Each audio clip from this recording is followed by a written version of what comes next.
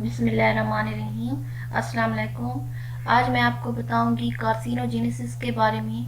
A carcinogenesis is any substance, radionuclide और radiations that promotes carcinogenesis, the formation of cancer. Carcinogenesis क्या होते हैं? ये ऐसी रेडिएशंस हैं जो कि हमारे जिस्म के अंदर, इंसानी बॉडी के अंदर कैंसर पैदा करने के सबब बनते हैं। They may be due to ability to damage the genome or to the disruption of cellular metabolic processes। ये सेलुलर मेटाबॉलिक प्रोसेसेस को ख़राब करने में, डिस्टर्ब करने में या फिर जीनोम को डैमेज करने में भी इनका रोल होता है।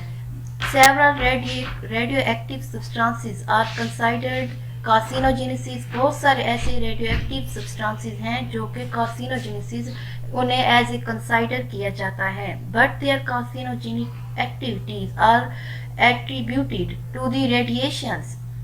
फॉर एग्जाम्पल, जैसे कि हमारे पास है gamma rays and alpha particles. ये जो रेज हैं, गैमा रेज और अल्फा पार्टिकल्स, ये कार्सिनोजेनेसिस पैदा करती हैं which they emit. Common example of non-radioactive carcinogenesis are inhaled asbestos, certain dioxin and tobacco smoke। जो इंसान तंबाकू नोशी करते हैं उनके अंदर भी कार्सिनोजेनेसिस होते हैं और वो कैंसर पैदा करने का सबब बनते हैं। Although the public generally associate carcinogenicity with synthetic chemicals, और ऐसे बहुत से केमिकल्स भी हुए हैं जो कि केमिकल्स बनते हैं जो कि कार्सिनोजेनेसिस पैदा करने का सबब बनते हैं। It is equally likely to rise in both naturally and synthetic substances. ये नेचुरली भी हो सकते हैं, बोथ मतलब दोनों तरीकों से होते हैं, नेचुरली भी, और सिंथेटिक का मतलब होता है जो कि हम लैब में खुद तैयार करते हैं, फैक्ट्रीज में, लैब में खुद तैयार करते हैं। Carcinogenesis are not necessarily immediately toxin, thus their effect can be insidious।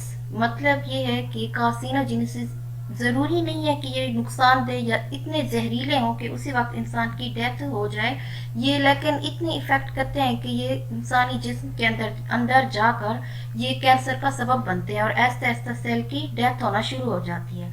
इसके बाद है ये कैंसर का सबब भी बनते हैं। Cancer is any disease in which normal cells are damaged. Cancer एक ऐसी डिजीज है जो कि नॉर्मल सेल को की डैमेज मतलब उसे ख़त्म करने का सबब बनते हैं, and do not undergo programmed cell death as fast as they divide via mitosis.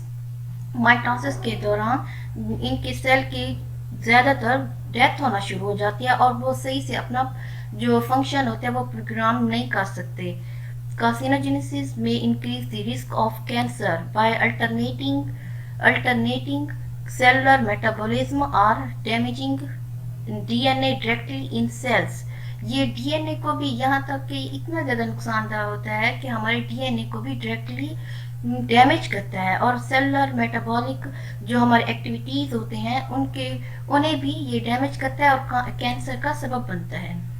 Which interfaces with biological process and induce the uncontrolled malignant division ultimately leading to the formation of tumors। और ये जो cancer होता है ये ultimately tumour बन जाता है।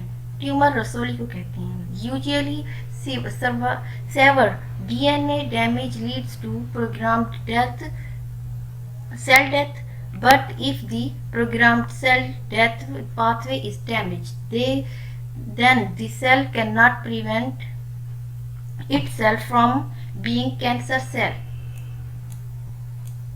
इस तरह से जो सेल के अंदर ये कैंसर ऐसा ऐसा शुरू हो जाता है और जो सेल होता है वो खुद को कैंसर से प्रिवेंट भी नहीं कर सकता।